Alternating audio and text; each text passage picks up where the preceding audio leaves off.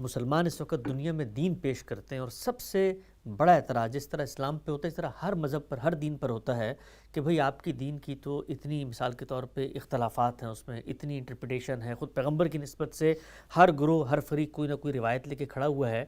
تو اگر اس کو یہاں پلیس کر دیا جائے کہ اصل دین قرآن و سنت میں محفوظ ترین شکل میں موجود ہے اور وہ مکمل دین ہے، اس میں ایک مسلمان کو پیدائش سے لے کر قبر تک کے جتنے معاملات درپیش ہوں گے اس سے متعلق ہدایت دے دی گئی ہے، اصولی ہدایت ہے، اس کا کہیں پہ نئی صورتحال میں اطلاق بھی کیا جائے گا، وہ علماء بھی کرتے ہیں، خود ساتھ ماپ کے زمانے میں صحابہ نے بھی کیا، اس میں اختلافات ہوتے رہیں گے، لیکن جو بنیادی دین ہے اس میں کوئی اختلاف نہیں ہے۔ اور پھر یہ جو روایات ہیں ہمارے سامنے آتی ہیں، اس کی بنیاد پر علماء ایک فہم بھی بناتے ہیں، تو اس میں ایک عام آدمی کو اول تو الجھنے کی ضرورت نہیں، اس لیے کہ یہ علم کی بحث ہے، علماء آپس میں کریں گے۔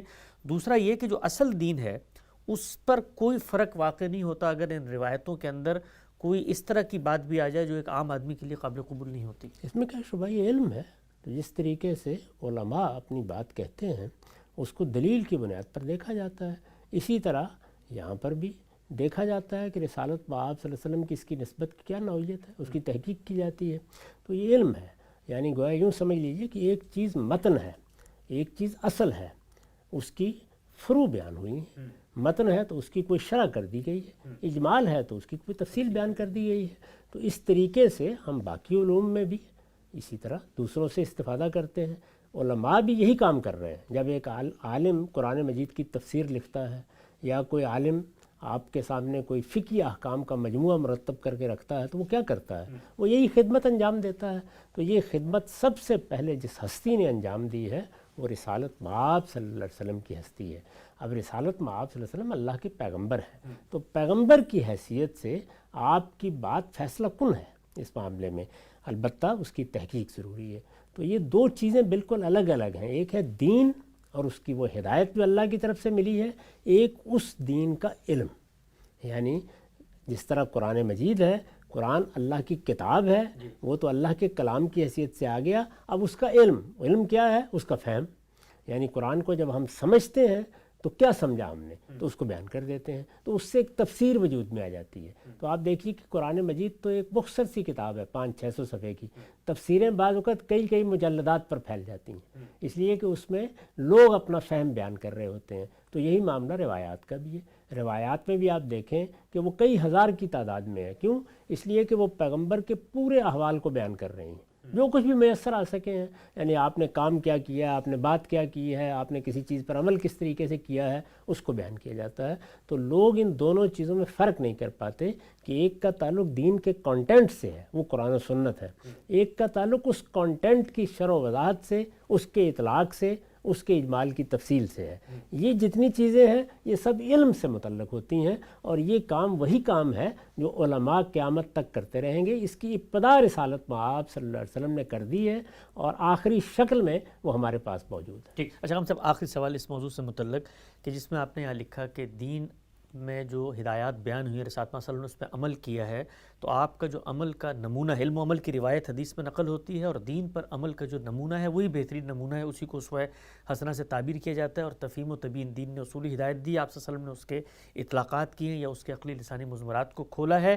تو یہ آرگومنٹ 1 منٹ کے لیے اگر ہم یہ کہیں کہ نہیں، دین میں جو حدیث کا ذخیرہ ہے اس میں مستقل بذات عقید و عمل کی نئی چیزیں بھی منتقل ہوئی ہیں جو اصل دین قرآن و سنت میں نہیں ہیں، تو اس سے جو خود قرآن نے اپنی حیثیت مقرر کی تھی کہ میں میزان ہوں دین کے معاملے میں حق و باطل کا فیصلہ کروں گا، تو پھر اس کا مطلب یہ ہے کہ پھر وہ قرآن کے ساتھ ساتھ اگر ہم یہ آرگومنٹ مان لیتے ہیں تو پھر ایک تو قرآن کی وہ حیثیت میزان باقی نہیں رہتی، اور دوسرا یہ کہ پھر ایک اور چیز کو ہمیں میزان کی جگہ پر لا کر کھڑا کرنا پڑے گا جس سے پھر ہم نے حق و باطل کے فیصلے کروانے ہیں۔ یہی ہوگا، یعنی یہی نتائج نکلیں گے اس کے بعد۔